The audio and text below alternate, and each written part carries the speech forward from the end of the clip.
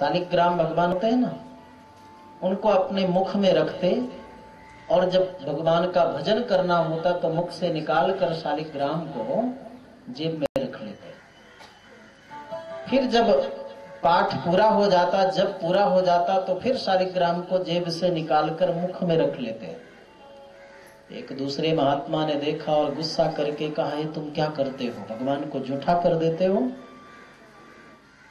हमें दे दो, हम सेवा करेंगे ठीक से। बोले नहीं, हमारे बहुत प्रिय ठाकुर जी, हम नहीं दे सकते। एक दिन मौका लगाकर वो शालिग्राम भगवान चुरा ले गया सोने के सिंहासन में, मखमल का कपड़ा पहनाकर, चंदन इत्र लगाकर, तुलसी पुष्प अर्पण कर भोग लगाया। तो भगवान ने स्वप्न में कहा, देखो जितना मुझे सुख, जितना आनंद, जितनी प्रसन्नता उसके मुख में थी, उतना तुम्हारे सिंहासन में नहीं है, तुम्हारे भोग में नहीं है। तुम मुझे वहां लौटा दो, नहीं तुम्हारा अनिष्ट हो जाएगा। क्या मतलब? जिस मुख से हम भगवान का जप करते हैं, स्तवन करते हैं, स्तुति करते हैं, वो मुख भगवान के लिए जूठा नहीं हो तो परम पवित्र, परम दिव्य अनुभव होता है। तो हरिरज निज लोकम सर्वथातो विहाय, भगवान सब कुछ त्याग कर वैकुंठ छोड़कर प्रविशति हृदय तेषाम भक्ति सूत्रोपनद्धा, भक्ति के सूत्र में बंध कर वो भक्त के हृदय में विराजते हैं। गंगा के पावन तट पर देवर्षि नारद ने कथा सुनाई तो वेद पुराण आदि का पठन श्रवण करके भी जो ज्ञान वैराग्य स्वस्थ नहीं हुए, वो पहले दिन की कथा पूर्ण होते ही अपने पलकें खोलने लगे। पहले पलक भी नहीं उठती थी। दूसरे दिन की कथा जब पूर्ण हुई, विराम हुआ, तो ज्ञान वैराग्य बोलने लगे। और तीसरे दिन की कथा जब विराम ली तो उठकर खड़े हो गए। और जब चौथे दिन की कथा विराम ली भगवान श्री कृष्ण के जन्मोत्सव में, तो इतना आनंद का अनुभव हुआ ज्ञान वैराग्य को, जो देख नहीं पाते थे, उठ नहीं पाते थे, वे लोग स्वस्थ होकर आनंद में झूम झूम करके नाचने लगे कि भक्ति सुतौ तौ तरुणो गृहीत्वा प्रेमैक रूपा सहसा विरासी, श्री कृष्ण गोविंद हरे मुरारे नाथेति नामानि मुहुर्वदन्ति। ज्ञान वैराग्य स्वस्थ हुए और जब नृत्य करने लगे तो वहां प्रहलाद जी भी उपस्थित हो गए, नारद जी भी आ गए, ध्रुव जी भी आ गए। फिर तो परम आनंद की अनुभूति हुई सभी श्रोताओं को। श्री कृष्ण गोविंद हरे मुरारे, हे नाथ नारायण वासुदेवा। श्री कृष्ण गोविंद हरे मुरारे, हे नाथ नारायण वासुदेवा। श्री कृष्ण गोविंद हरे मुरारे, हे नाथ नारायण वासुदेवा। श्री कृष्ण गोविंद हरे मुरारे, हे नाथ नारायण वासुदेवा। श्री कृष्ण गोविंद कथा तुम्हारी, गाते सुनते सुर लगते। कृष्ण गोविंद कथा तुम्हारी, गाते सुनते सुर लगते। ईश्वर मुनिवर सुनते पाती, ईश्वर मुनिवर सुनते पाती। पुण्य धाम सब बाते देवा, कृष्ण नाम सब बाते देवा। श्री कृष्ण गोविंद हरे मुरारे, हे नाथ नारायण वासुदेवा। कृष्ण गोविंद हरे मुरारे, हे नाथ नारायण वासुदेवा। राधे कृष्ण राधे कृष्ण राधे कृष्ण राधे कृष्ण, कृष्ण राधे कृष्ण राधे कृष्ण राधे कृष्ण, राधे कृष्ण राधे कृष्ण राधे कृष्ण राधे कृष्ण, कृष्ण राधे कृष्ण राधे कृष्ण राधे कृष्ण। कृष्ण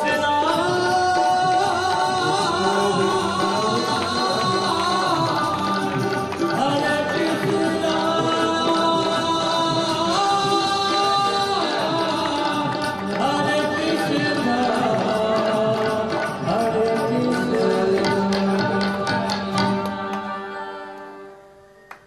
पावन कीर्तन और कथा के प्रभाव से जितने वहां श्रोता थे, सबका हृदय परम निर्मल बन गया। और भगवान के दर्शन में विलंब कब तक है? भगवान कहते निर्मल मन जन सो मोहि पावा, मोहि कपट छल छिद्र न भावा। सबके मन निर्मल हुए हैं। कैसे थे वहां के श्रोताजन? तो अथ वैष्णव चित्तेषु दृष्ट्वा भक्तिम अलौकिकीं निजलोकम परित्यज्य भगवान भक्तवत्सलः। सभी का शुद्ध हृदय देखकर भगवान अपने वैकुंठ को त्याग कर वहां पहुंचे जहां पर देवर्षि नारद कथा श्रवण करा रहे थे। कैसे तो भक्तजन? तत्सभा संस्थितानां च देह गेहात्म विस्मृति। भगवत कथा और नाम स्मरण में इतनी आनंद की अनुभूति हुई कि देह शरीर को भूल गए, गेह घर को भूल गए और स्वयं को भी भूल गए। शरीर को भूलना अलग और स्वयं को भूलना अलग। तुलसीदास जी ने कहा है, मन बुद्धि चित्त अहमित विसराई। जब भरत लाल जी राम जी से मिलते हैं तो कैसे मिलते हैं? मन बुद्धि चित्त और अहम माने स्वयं, सब कुछ भूल करके स्वयं की सत्ता मिटाकर प्रभु से मिले। ऐसी आनंद की अनुभूति भरत राम के मिलन में होती है। उसी प्रकार तत्सभा संस्थितानां च देह गेह और आत्म विस्मृति। और इसी को तो समाधि कहते हैं। घर द्वार भूल जाएं, स्वयं हम नारी पुरुष हैं भी भूल जाएं, स्वयं हम चेतन हैं भी भूल जाएं, केवल एक अपने आराध्य, अपने उपास्य, अपने प्रियतम, अपने सेव्य, अपने उन इष्ट का ही ध्यान चिंतन मनन जब होता है तो व्यक्ति की समाधि लग जाती है और उसी में अपूर्व आनंद की अनुभूति होती है। सब कुछ जब भूल गए तो प्रभु का आविर्भाव हुआ। भगवान का पावन दर्शन सभी लोगों ने अपने हृदय में किया। कैसा है वो भगवान का स्वरूप? बोले बनमाली घनश्यामः पीतवासा मनोहरः कांची कलापरुचिरो लसन मुकुट मंडलः। बनमाला गले में धारण किए हुए हैं ठाकुर जी। नील मेघ के समान कांति है शरीर की। पीतांबर धारण किए हुए हैं। कांची बाजूबंद करधनी सुंदर गले में माला कौस्तुभ मणि की, ये दिव्य है। त्रिभंग ललितश्चारु, तीन जगह से ठाकुर जी टेढ़े हैं, त्रिभंगी आकृति है। कोटि मनमथ लावण्य, सुंदर कितने हैं? बोले करोड़ों करोड़ों। कामदेव का सौंदर्य भी उनके सौंदर्य के सामने फीका लग रहा है। परमानंद चिन्ह मूर्ति मधुरो मुरलीधर, मंद मंद मुस्कुराते हुए और मुरली का वादन करते हुए आनंदमय मूर्ति। ऐसी दिव्य छवि लेकर आविवेश सुभक्ता नाम हृदयानी अमलानी चा। सभी के निर्मल हृदय में ठाकुर जी ने इतना सुंदर स्वरूप का दर्शन दिया। ये है कथा का महात्म, ये है कथा की उपलब्धि और ये है कथा का पावन लक्ष्य कि हमें इस जन्म में ही भगवान का पावन अनुभव और दर्शन की प्राप्ति होती है। सूत जी महाराज सनकादि ऋषियों से कहते हैं, जीते जी तो हमें एक दिव्य अनुभूति होती ही है कथा से। अगर शरीर छूट गया, सत्कर्म नहीं कर पाए, कोई भूल चूक हो गई और कोई प्रेत योनि में चला जावे तो ऐसे जीव को भी मोक्ष दिलाने वाली श्रीमद् भागवती कथा है। जीते जी भी लाभ है और मरने के बाद भी लाभ है। ऐसा लाभ तो केवल श्रीमद् भागवत कथा से ही मिल सकता है। इस विषय में मैं तुम्हें एक कथा सुनाता हूं।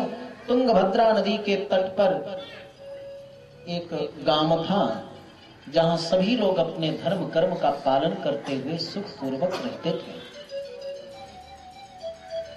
उसी गांव में एक आत्मदेव नाम का ब्राह्मण था जिसकी पत्नी थी धुंधली। गुण तो उसमें ये थे कि घर का कार्य अच्छी तरह कर लेती, प्रिय थी पति के लिए, अच्छे घर में जन्म पाई थी, लेकिन दोष क्या थे कि कटु वचन बोलती थी। कलह प्रिया, कलह झगड़ा उसको बहुत प्रिय था। कृपण थी। आदि आदि ये देवियों के दोष बताए गए, इनका त्याग करना चाहिए। कलह प्रिय